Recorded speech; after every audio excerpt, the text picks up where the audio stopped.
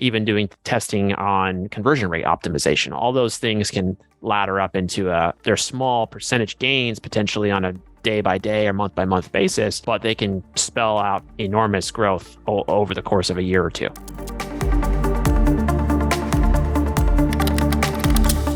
I'm thrilled today to have our guest, Ben Dutter, on the podcast. Here, Ben joins us from Power Digital, where he is SVP of Strategy.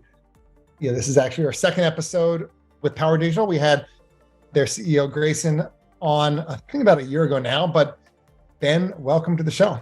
Thanks, Jason. Yeah, happy to be here and super excited, long-time fan of the product and the platform, and we have a lot of clients in common, so excited to dig in. Great.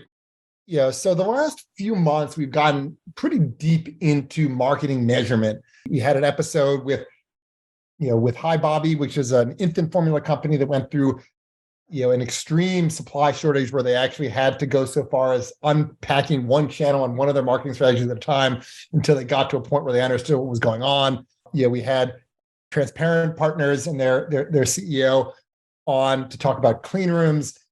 You recorded an episode recently with Michael Kaminsky from Recast, where we talked about marketing mixture models, and some of the cool statistical modeling that he does with his business. But I think there are a few people who are more knowledgeable than Ben is, around really thinking about understanding marketing measurement, in particular moving beyond the last click. And look, one of the big challenges that we see in today's macro, is budgets are under extreme scrutiny.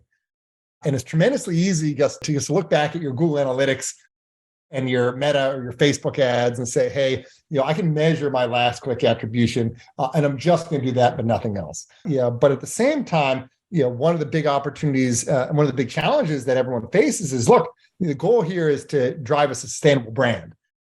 And while that strategy may work marvelously for the next quarter, it's not going to sustain as you think about the customer life cycle and brand building and everything else that's required, to build a presence and actually to affect, a conversion machine that does more than just get people and captures intent at that last possible moment. So today we'll be diving into just that. Ben and I were catching up a couple months back, and we were really just asking, what are best practices around thinking about marketing funnels and your customer life cycle, end to end, and what are the strategies behind that, and how to think about those strategies, and just as importantly, how to measure them. So Ben, maybe you can sort of just speak to the topic at a high level, and then we'll get into some methodologies and some techniques that you evangelize. Yeah, for sure, and great contextual tee up there. I think the whole point of measurement of any kind, whether it's in marketing or not, is to figure out what's working and what's not working. And I love that classic John Wanamaker quote from the 1800s or early 1900s, where he's like, I know half of my advertising dollars are wasted. I just don't know which half. And that's always been the promise of attribution, right? And of measurement in marketing science, is we're determining where there's opportunity. Maybe we are undervaluing something, and we're determining where there is waste, where we're overvaluing something. And that process of identification and measurement and optimization is what makes a more effective marketing program. And that has really become part and parcel of the digital ecosystem with attribution tools. And you have simple ones like you mentioned, Google Analytics. You have all the platforms like Meta ads and Google ads, et cetera, that are measuring their own off of some kind of pixel. And all of that has become so common and so accustomed that people really have trusted that. And then iOS 14 happened. And I don't need to rehash all of that, but it's going to continue to get harder and harder to track users, new cold users, at a deterministic level. And what I mean by that is individual level. And so there's really these kind of frameworks you have to create now as a modern growth marketer, as a modern marketing scientist, that allow you to determine where there is opportunity and where there is waste. And you can't just trust a tool to do it for you anymore. And you had mentioned the guys over at Recast, big fan of their product. And, I think media mix modeling is one of those solutions. But my whole approach and recommended style for most of our clients is what we call triangulation. So it's a combination of multiple modalities and methodologies of measurement that if they all tell a similar story, a similar direction, they're within a couple of percentage points or what have you off of each other, that's likely very close to the truth. If they start to disagree with each other, you've got something wrong in your measurement protocol. There's some data collection that's not happening. There's some scientific principle you're not following. Something is wrong.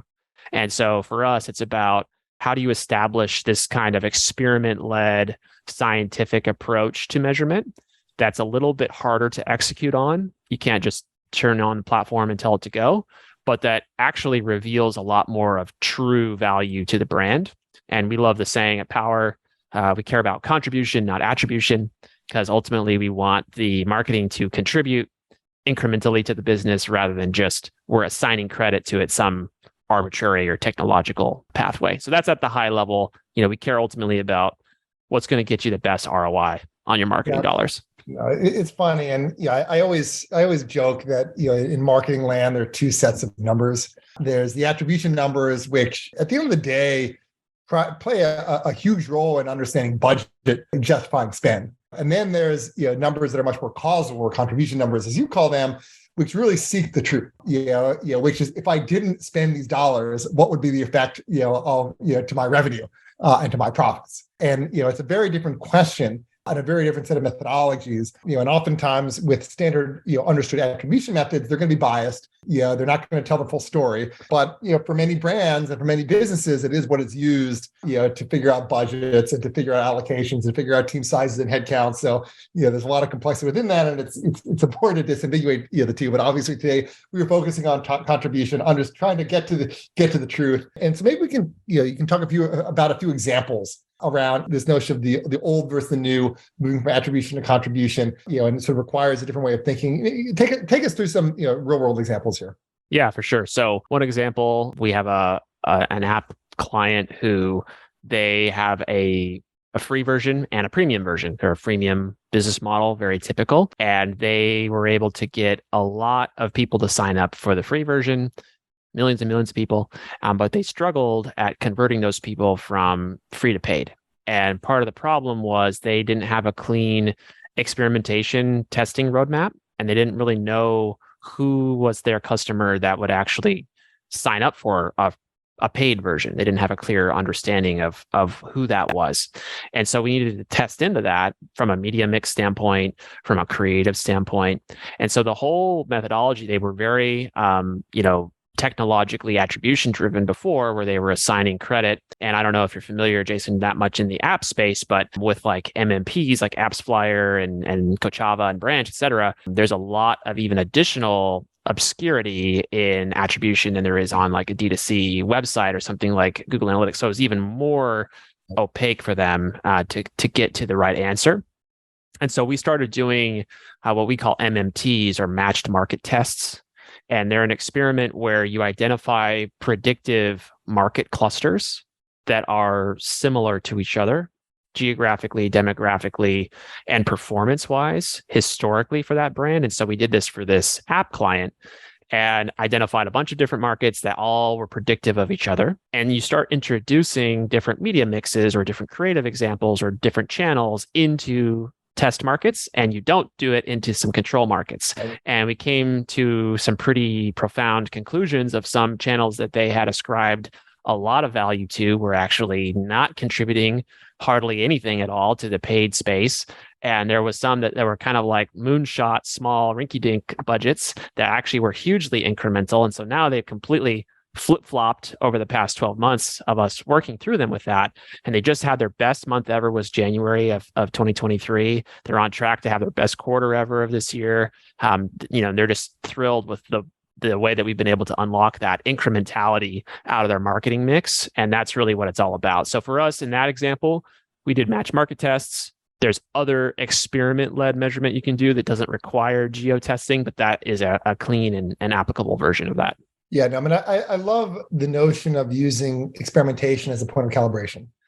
At Simon, we have relatively robust experimentation capabilities capabilities, but they're all limited to one-to-one messaging and one-to-one marketing. The example you described there is super interesting in that if you have a set of markets, let's withhold radio advertising across a few channels, let's withhold out of home across a few other markets, let's do it in a randomized way, and let's look at the response. And the math behind it can get complex, but intuitively it makes sense. You look at the markets that didn't have radio versus those that did, and and see how much better do they perform on average relative to how we would have expected it to perform. And based off of that, you can get a sense of what the contribution is, which is exactly the question that we're asking here. And then you don't necessarily have to run that experiment for a while. And if you trust that this is how the world will work for the next 1-2 years, you can then double down on those strategies. And of course, the world changes and channels evolve, and new billboard placements come, and the MTA in New York City opens up, do digital ads, in subway cars. So then you have to question some of your assumptions. But that point of using experimentation as calibration is incredibly powerful.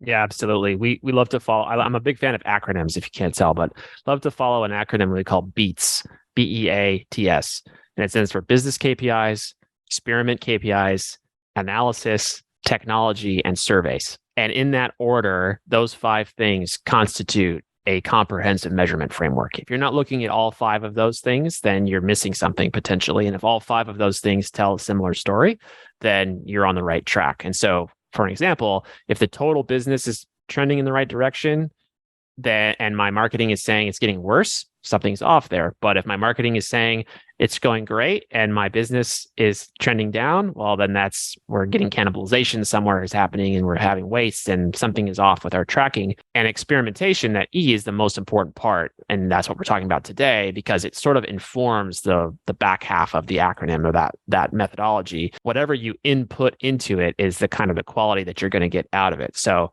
whether it's a geo test, whether it is a holdout test with like a CDP where you're holding out certain groups of people and exposing other groups of people in email, for example, even doing testing on conversion rate optimization, all those things can ladder up into they're small percentage gains potentially on a day by day or month by month basis, but they can spell out enormous growth over the course of a year or two.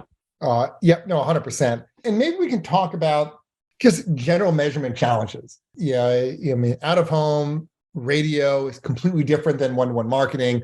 Acquisition, targeting has its own challenges with the walled gardens of Meta, and Google. I know it's a big question, but certainly for our listeners who are trying to think about how to get their head around that, what's your framework around measurement? Just in terms of what actually happened and what do people actually see? Yeah, totally. We like to look at a top-down approach and a bottoms-up approach simultaneously. So I'll spell out what that means. Top-down would be, again, that business level KPI. So many of our clients are in the e-commerce space. They care heavily about acquisition. So let's focus on that for a moment. They need to hit a certain CAC, the customer acquisition cost, to be profitable. They know, they have the math. Maybe they work with you guys and they figured out from their customer cohorts what the typical LTV is of that cohort. So they know what it takes to be profitable. And if they spend more than a certain number, they're just kind of lighting money on fire for no real reason for those customers. And so at the top level, is your blended CAC under your threshold? If it is, you can probably spend more money. If it's too high, you need to cut back somewhere or you need to get more efficient. And that many of our fastest growing brands and founders in the $25 to $100 million a year space, that's the main thing they look at every day. Is they just say, what was my trailing 7-day or 14-day CAC? Is it good? Push. Is it bad? We need to pull back. That can be enough for many brands. When you get the bottoms up approach, though, is, okay, well, I need to know what channel is working better for me, what creative is working better for me, what audience is working better for me, what have you in acquisition. And so we try to create these models or coefficients. So you might say, for example, let's just use Google Analytics. Google Analytics, we know, has a bias towards click-heavy channels. It's always going to de-emphasize. Extreme example, you can't get out of home attribution in Google Analytics, right? So it's going to show up as 0 every time. But just keeping it digital for a second, if you're watching a CTV ad on Hulu, it's almost impossible to get that tied back into Google Analytics without some sort of trickery on an MTA or something like that, right? But something like branded search is going to be very clickable. And so somebody might see the ad on TV, they go to their phone, they search for your brand name, they click on the brand search ad, And Google Analytics is going to give credit to brand search, but it was really CTV is what drove that component. So we developed these coefficients through experimentation and incrementality measurement that overemphasize or underemphasize what GA or whatever tool they're using spits out. So to continue that example, brand search might say that the CAC is $10 attributed to brand search, but we are going to give it a 10x coefficient, which means that it's actually only 1 out of 10 of those customers that brand search is claiming credit for is actually an incremental customer, which means its effective incremental CAC is $100 rather than $10. And so we do that same process across all these different channels and creatives and so on and so forth. And that allows us to tell the media buyers in a day-by-day basis, what levers and knobs do I need to pull in order to optimize my program? And brand search is such a great example, because the question to ask isn't, are people clicking on my ad and buying my product from my brand search keyword? The question to ask is, if I, again, think about contribution, if I didn't spend mega dollars on my branded search campaigns, would people still find my brand? And that's where the multiplier comes, because look, if someone's sufficiently motivated, they'll skip over all your competitors and go down to your organic results. And if you're not placing organically for your brand search, you have much bigger problems. But assuming you are, that's the question to ask. And if you look at brand search from an attribution perspective, I always joke it's the workhorse for every single paid marketing agency, because it's free attribution. Of course it's going to work. Before you started work with them, people would search for your brand and click for free. And now it's all getting paid through your ad dollars. And of course it's working because people navigate to your site all the time and buy your product. But the question to ask here, and this is where things get complex and where these conversion multiples come into play, and where experts like Power Digital and Ben, your expertise really are a lifeline for many folks, is putting together frameworks on how to reason about this. Because I mean, look, I'm a math guy by trade, and when I started to work with our marketing team, I did some Googling and did some modeling and some research, and I came up with a similar multiplier for our business, which was like, I think it was 5 or 6x, making some relatively conservative assumptions. When you back that out and compare that to other ways of ad spend that I was confident was working, suddenly this number becomes tremendously expensive. Yeah, exactly. And that's the whole thing to call back to identifying opportunities and identifying waste, right? And so we see a lot of times, the more upper funnel a program is, the more incremental it is. And the more low funnel a program is, the more quick performance you're going to get, but it's more really relying on attribution and demand capture. And so the extreme example of that is branded search and maybe TV or out of home, right? Those are kind of the two extremes. And many brands aren't yet ready to play in the radio, TV, out of home space. And that's fine, because they can achieve similar results with digital channels for a more modest investment. And we're seeing great success there. I'll give you an example, like with TikTok right now, which I know is all the buzz around if it's going to be banned or not. I'm in the camp that it won't be banned, but we'll see. And so for TikTok, it is terrible from an attribution standpoint for 90% of clients who use it. But we see time and time again, it actually drives really great incremental ROI for businesses, because people are super plugged in. They trust the TikTok algorithm. They love the content. They watch the ad. If the ad creative is set up correctly, they then go to search, or they then go to Amazon or what have you, to their buying modal of choice, and they buy your product. And so when we do those analyses, we see time and time again that channels like TikTok or CTV, though they have terrible attribution, if I was to judge them off of GA, they would be an instant cut in my media plan. They're actually driving a plurality or even a majority of the real incremental new customers driven to the site. Yep. I've said this before on the podcast many times, and it's sort of one of my mantras that I talk to anyone in marketing about, but it's always critical to remember that Google, actually acquired and now maintains Google Analytics for the primary reason of selling search keywords. So it's incredibly biased, and Google has built an amazing business by training everyone around the attribution models that make Google successful. It doesn't mean that Google doesn't work, but it does mean that the analytics that Google analytics provides are really purpose-built, to do a single thing at the end of the day. So Ben, we're sort of approaching the bottom of the show here. Bonus question for you. If you were to have this conversation again, around measurement, around attribution, around, ostensibly the intersection of demand generation and brand building, who would you have it with and why?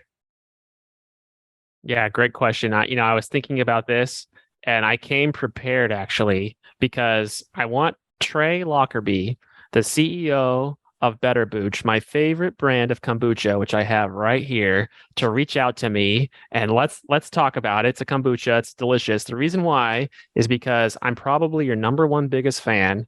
I go through easily a 12-pack of those a week. So you do the math. And I bet that if we could get you some more brand awareness outside of the Southern California area, you guys would crush it because your product is amazing. So come and talk to me and I'll definitely help you out. That is fantastic. And I'm drinking LaCroix here. I don't think they need any problem with distribution, Nope. as the unofficially named work beer. Right. Yes. Well, let's make it Better Booch. I'm going to push for that. Ben, thank you for coming on the show today and sharing your wisdom with us. You're really recapping our conversation. As I said before, it's about brand building, and proper brand building understands the customer, understands the life cycle, understands the journey, knows where to buy Google keywords and where to have Meta, Facebook ads that have incredibly strong call to actions, but also thinks about the rest of the awareness, education, and every other the broader marketing program in totality. And I think it's incredibly hard, in this macro, for folks in marketing roles, especially folks in CMO roles, to really, figure out how to allocate their budgets. And it's this, really this juggling challenge between, doubling down on the things that show obvious ROI, and making the right bets around things that are upper funnel and required for long-term sustainability and longevity. And I think, the methods we talked about here, are areas I think, most folks are either not doing it all or not doing well. And understanding this is, definitely requires leveling up your analytics and measurement and attribution game. But, from my perspective, I think it's more critical than ever that, everyone at least, tries to take that step and thinking holistically from a measurement perspective.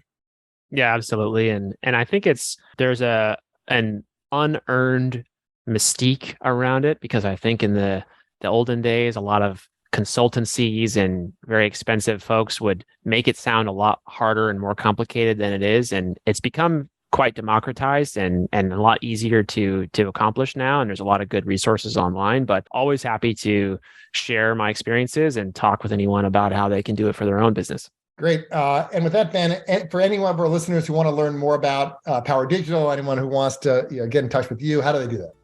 Yeah, I'm very easy to find. I'm the only Ben Dutter in the world. SEO is great. You can email me if you want, ben@powerdigital.com, or just search up Power Digital. We're on all the places you'd expect us to find. And yeah, I would love to chat. That's quite the claim, and I am not the only Jason Davis in the world. But with that, thank you to everyone listening to this episode of the Data Unlocked podcast. If you'd like to learn more about Simon Data, please visit us on the web at simondata.com or email us at hello@simondata.